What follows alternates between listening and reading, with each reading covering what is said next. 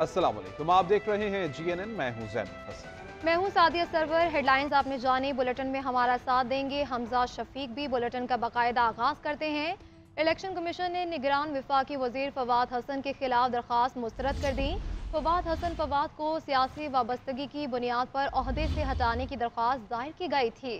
इसी हवाले से मज़ीद तफसीलात हासिल करेंगे। नुमाइंदा GNN आतिफ भट्ट हमारे साथ मौजूद हैं। आतिफ भट्ट, बताइएगा क्या कहा गया इस दरख्वास्त के ऊपर? जी, निगरान वफाकी वजीर फवाद हसन फवाद अपने ओहदे पर बरकरार रहेंगे। इलेक्शन कमीशन की जानब से महफूज फैसला जो है वो सुना दिया गया है।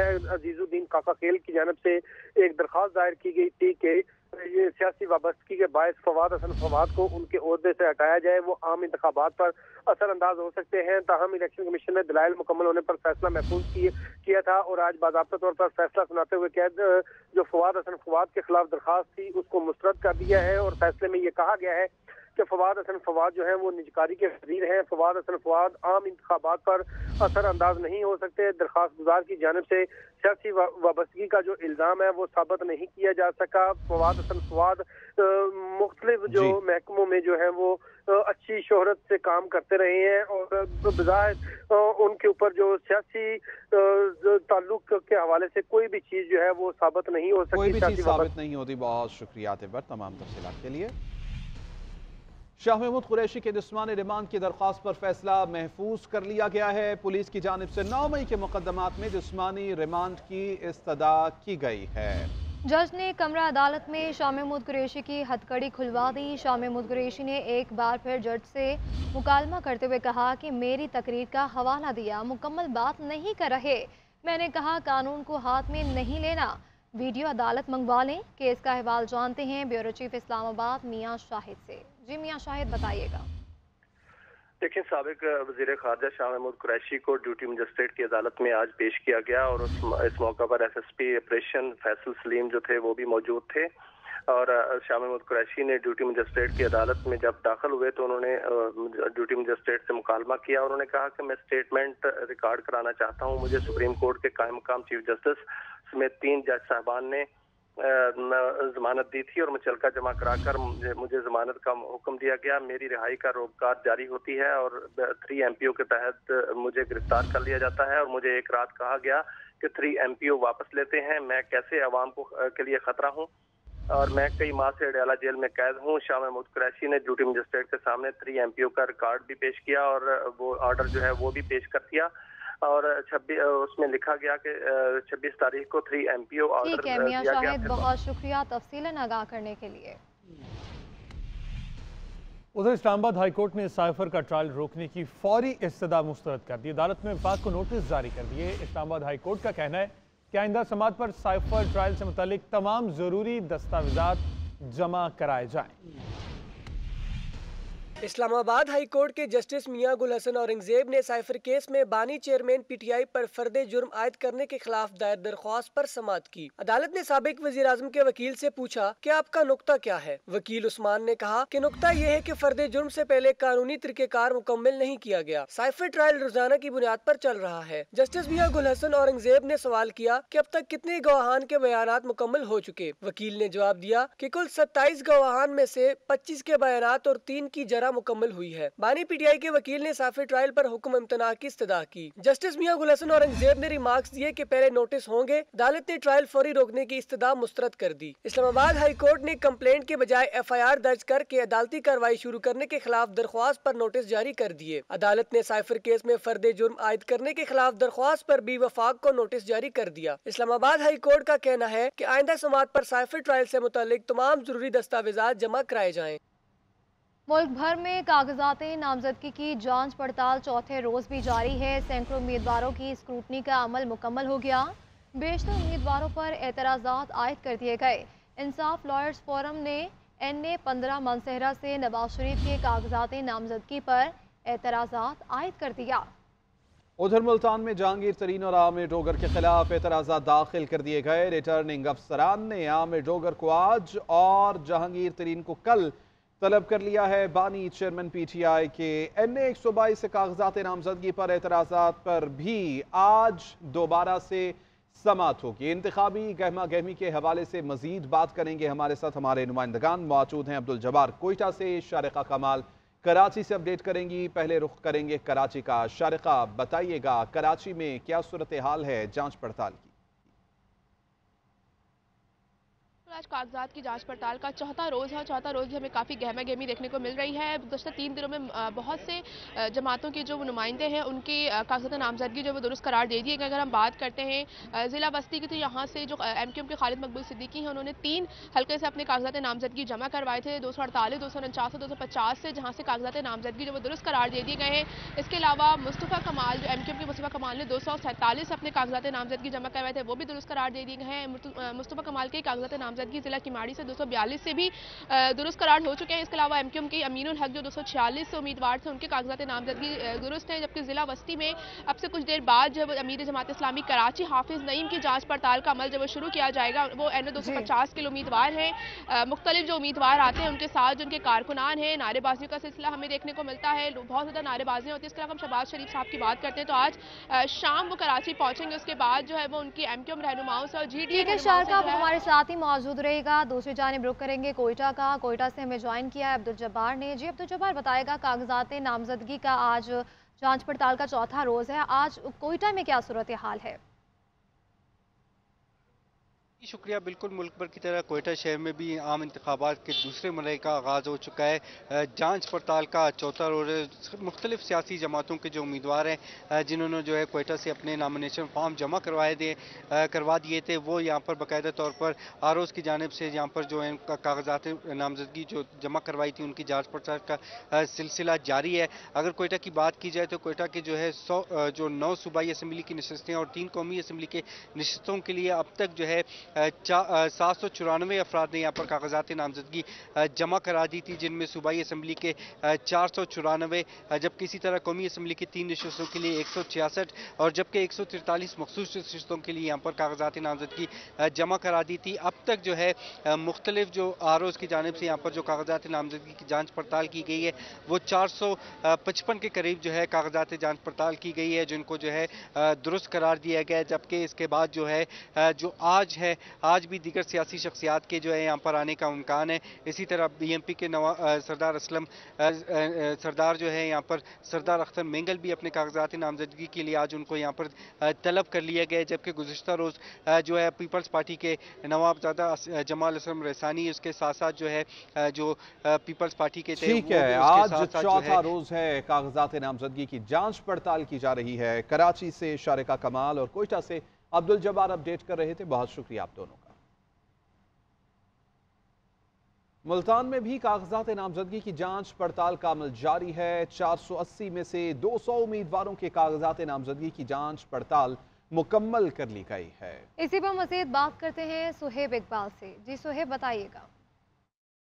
जी शुक्रिया। आम इंतखाबात साल 2024 कागजात नामजदगी की जांच पड़ताल का आज चौथा रोज़ है। मुल्तान ज़िले की 6 कौमी असम्बली की नशस्तें हैं, 12 सूबाई असम्बली की नशस्तें हैं। 18 नशस्तों पर 480 उम्मीदवारों ने अपने कागजात नामजदगी जमा करवाए, जिनमें से 200 उम्मीदवारों की जांच पड़ताल का अमल मुकम्मल हो चुका है। सीनियर सियासतदान मखदूम जवेद हाशमी, उनके कागजात की जांच पड़ताल जो है वो मुकम्मल हो चुकी है। साबिक़ वफाकी वज़ीर सिकंदर बोसन समेत मुख्तलिफ रहनुमाओं की जो है वो मुकम्मल हो चुकी है। अब तक जो है वो 200 उम्मीदवारों के कागजात नामजदगी की जांच पड़ताल मुकम्मल कर ली गई है। तमाम इस हवाले से NA 149 में जो है एक शहरी ने दरख्वास्त भी दी है कि जहांगीर तरीन और आमिर डोगर के ख़िलाफ़ कि इनके कागजात जो है वो मुस्तरद किए जाएँ, जिस पर जो है वो रिटर्निंग जो ऑफिसर हैं वो अपना इस पर जो है वो गौर करेंगे।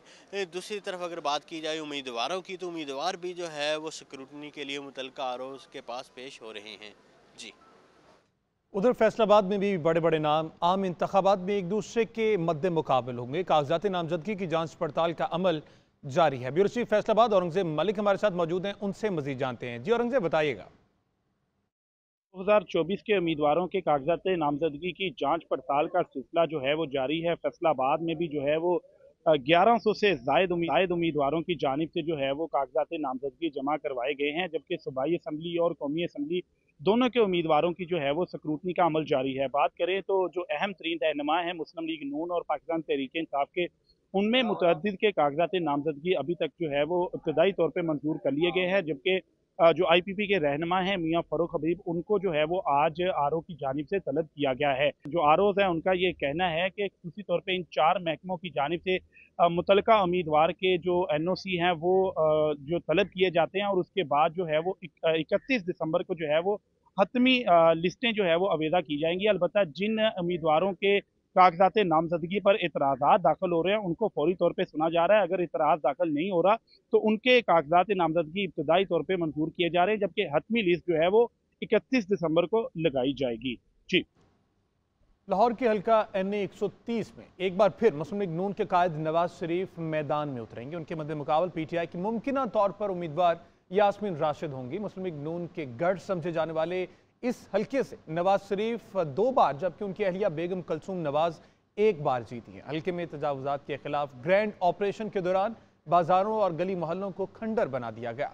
शहरी कहते हैं इस ऑपरेशन के असरात इलेक्शन 2024 पर जरूर पड़ेंगे। मजीद तफसीलात सरफराज अहमद की इस रिपोर्ट में देखिए।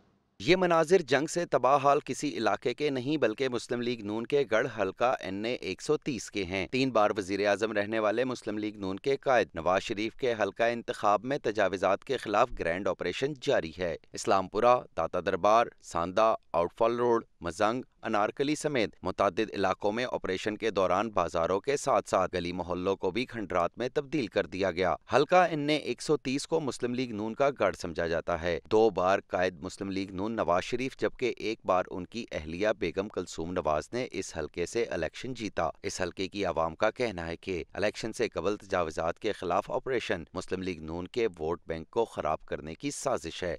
मुतलका जो इदारा है, क्या उसकी जिम्मेदारी नहीं थी कि इससे पहले वो कहाँ सोया हुआ था? उनके अफसरान जो बैठे हुए AC वाले कमरों में, वो जो सालों से सैलरीज ले रहे हैं, तनख्वाहें ले रहे हैं, मरात ले रहे हैं, अवाम के टैक्स के पैसे पे ऐश कर रहे हैं, वो कहाँ थे? उनके खिलाफ एक्शन क्यों नहीं हो रहा?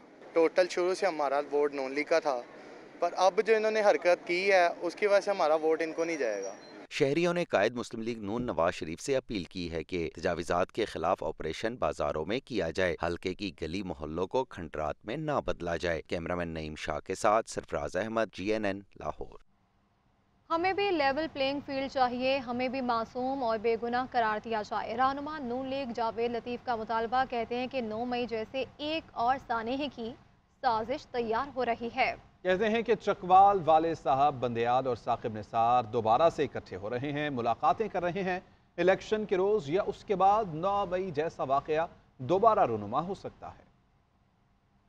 कभी बल्ला आ रहा है, क्या मजाक बनाया हुआ है ये? उस वक्त के सहूलतकार वो चकवाल से शुरू होते हैं, बंदयाल से साकिब निसार तक, ये सारे इकट्ठे हो रहे हैं दोबारा से और ये मनसूबाबंदी कर रहे हैं, ये माहौल बना रहे हैं कि इलेक्शन से पहले इलेक्शन को मुतनाज़ा बनाया जा सके और इलेक्शन के डे, इलेक्शन दिन की या आफ्टर इलेक्शन ये मनसूबा बंदी कर चुके हैं कि 9-10 मई का सानिया फिर से दोहराया जा सके।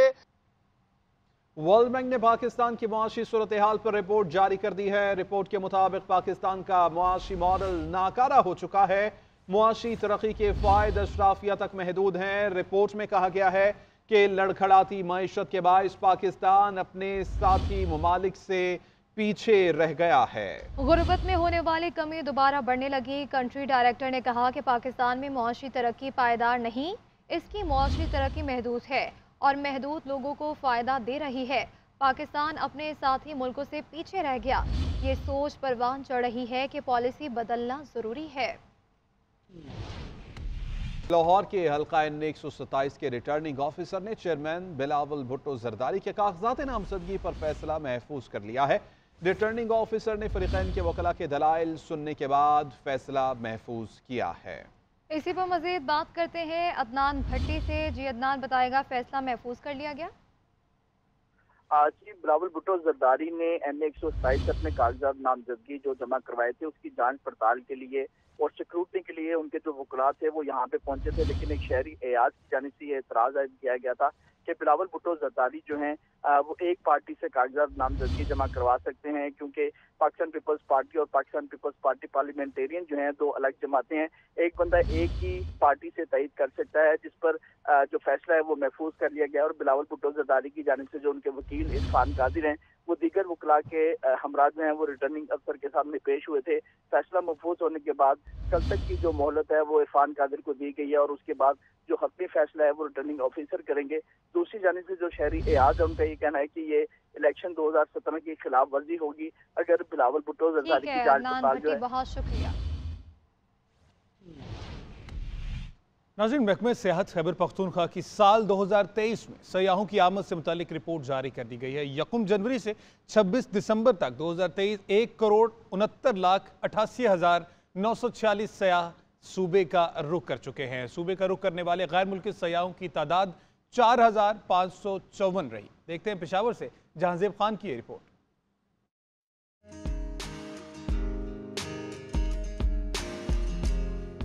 कुदरती हुस्न से माला माल खैबर पख्तूनख्वा के शुमाली इलाका जात 2023 में कितने सयाहों ने रुख किया, रिपोर्ट जारी कर दी गई, जिसके मुताबिक 1 जनवरी से 26 दिसंबर 2023 तक 1,69,88,946 सयाहों ने सूबे का रुख किया, जिनमें गैर मुल्की सयाहों की तादाद 4,554 रही। रिपोर्ट के मुताबिक 2023 में सबसे ज्यादा सयाह गलियात वादी में रिकॉर्ड किए गए। गलियात में जनवरी से दिसंबर तक 63,48,000 से जायद सयाह सैर व तफरीह के लिए गए। वादी नारान कागान में 50,80,000, मालम जब्बा में 35,49,000 से जायद सयाह आए। दीरापर और लोअर में एक साल के दौरान 13,80,740, चतराल लोअर में 5,91,330 और अपर चतराल में 38,771 सयाहों की आमद हुई। बहुत सुकून है माउंटेन्स के अंदर। हम लोगों ने जिप लाइन भी की, चेयर लिफ्ट भी किया और हमें बहुत मज़ा आ रहा है यहाँ पे। बहुत फैमिली वाला माहौल है और यहाँ पर बहुत ज़्यादा चीज़ें करने की हैं, जैसे चेयर लिफ्ट और जिप लाइनिंग और फूड स्टॉल्स भी हैं, तो यहाँ पर बहुत मज़ा आता है। सबसे ज़्यादा गैर मुल्की 1,624 सयाह चतराल लोअर में रिकॉर्ड किए गए। चतराल अपर में 791, तीर अपर और लोअर में 417, गलियात में 237, मालम जब्बा में 588, जबकि नारान कागान में 897 गैर मुल्की सयाह आए। जहांजेब खान, GNN, पेशावर। पीटीआई की लेवल प्लेइंग फील्ड की दरख्वास्त पर इलेक्शन कमीशन ने तहरीरी हुक्मनामा जारी कर दिया। हुक्मनामे के मुताबिक पीटीआई समेत किसी सियासी जमात के उम्मीदवार को इलेक्शन लड़ने के हक से महरूम न किया जाए। कानून के मुताबिक पीटीआई की शिकायत दूर की जाएं। इसी हवाले से जानेंगे आतिफ भट्ट हमारे साथ मौजूद हैं। आतिफ भट्ट, क्या कहा गया है इसके मुताबिक? जी, इलेक्शन कमीशन की जानिब से चीफ सेक्रेटरी पंजाब और IG पंजाब को एक मरासला अरसाल किया गया है, जिसमें पीटीआई की जानिब से लेवल प्लेइंग फील्ड का जो मामला उठाया गया था उस हवाले से इलेक्शन कमीशन ने हुक्मनामा जारी किया है कि पीटीआई समेत किसी सियासी जमात के उम्मीदवार को इलेक्शन लड़ने के हक से महरूम न किया जाए। उम्मीदवारों और सियासी जमातों को लेवल प्लेइंग फील्ड जो है वो मुहैया की जाए। इलेक्शन कमीशन ने पीटीआई की दरख्वास्त पर ये मरासला अरसाल किया है। इलेक्शन कमीशन ने हुक्म दिया है कि पीटीआई की शिकायत पर कानून के मुताबिक शिकायत जो है वो दूर की जाए। यकीनी बनाया जाए कि पीटीआई के उम्मीदवारों के रिटर्निंग ऑफिसर्स के सामने बहुत शुक्रिया तमाम तफसीलात के लिए।